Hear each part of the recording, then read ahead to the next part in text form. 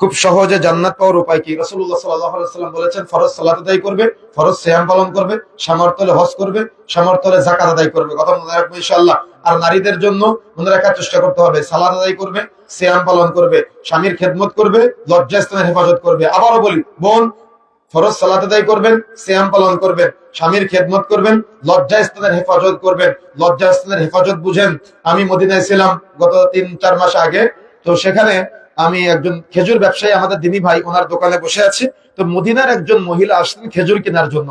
তো উনি আসার পরে উনি ওই ওনার বাচ্চাকে নিয়ে এসেছেন সাথে করে। তো ওনার বাচ্চাকে দিয়ে আমাদের দিনী ভাই দোকানদার ওনাকে বলতেছে আমার এই খেজুরটা দরকার। উনি ওই বাচ্চাকে দিয়ে দরদাম করতেছে। উনি কোনো দোকানদারের সাথে কথাই বললেন না। উনি পণ্যটা নেওয়া পর্যন্ত দোকানদার ভাইয়ের সাথে কোনো কথাই বললেন না। তো আমি মনে করলাম মদিনার স্থানীয়, আর এরা বাইরে থেকে এসেছে, তাই মনে হয় অহংকার করে কথা বললো না। তো আমি আমাদের দিনী ভাই দোকানদার ভাইকে জিজ্ঞাসা করলাম যে ভাইজান, উনি কথা কেন বললো না আপনার সাথে? সন্তানকে দিয়ে কেন কথা বলালো? তো তখন উনি বলতেছে যে আব্দুল্লাহ ভাই, আপনি যেটা ভাবছেন বিষয়টা এমনটা না। মূলত উনি যদি আমার সাথে কথা বলে, আমি তো ওনার মাহরাম না, ওনার কণ্ঠের পর্দা বিঘ্ন ঘটবে, তাই উনি আমার সাথে কথা বলে দেয়। সুবহানাল্লাহ বাড়ি থেকে বলবেন। আর আপনার স্ত্রী কি করে? আপনি স্বামী দাঁড়িয়ে আছেন, আপনার সামনে দোকানদারের সাথে ভাইয়া ভাইয়া করতে করতে ফেলা তুলে ফেলে, কি তাই না? বিষয়টা এমনটা নয় কি? এজন্য লজ্জাস্থানের হেফাজত করা অত্যন্ত জরুরি, স্বামীর খেদমত করা অত্যন্ত জরুরি, আনুগত্য করা অত্যন্ত জরুরি, এবং সালাত আদায় করবে, সিয়াম পালন করবে। নারীদের জন্য সহজ, ছেলেদের জন্য হালাল উপার্জন করতে হবে, হালাল উপার্জন করতে হবে। কথা বুঝতে পেরেছেন?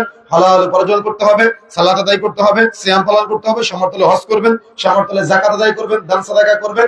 আল্লাহ রাব্বুল আলামিন কবুল করুন, এবং বেশি বেশি মানুষকে ক্ষমা করবেন। কথা বুঝতে পেরেছেন? জান্নাত লাভের আরেকটা সহজ উপায় হলো বেশি বেশি মানুষকে ক্ষমা করা, বেশি বেশি অন্যের কল্যাণ কামনা করা, বেশি বেশি অন্যের সফলতা কামনা করা। আর যত বেশি আপনি অন্যের অকল্যাণ কামনা করবেন, তত আপনি নিজেকে জাহান্নামের দিকে ধাবিত করবেন। কথা বুঝতে পেরেছেন? যত অন্যের কল্যাণ কামনা করবেন, অন্যের সফলতা কামনা করবেন, অন্যের জন্য কল্যাণের দোয়া করবেন, ইনশাআল্লাহ কি কাজ করলে মহিলারা জান্নাতে যেতে পারবে? এটা তো বললাম, এটার দরকার আছে।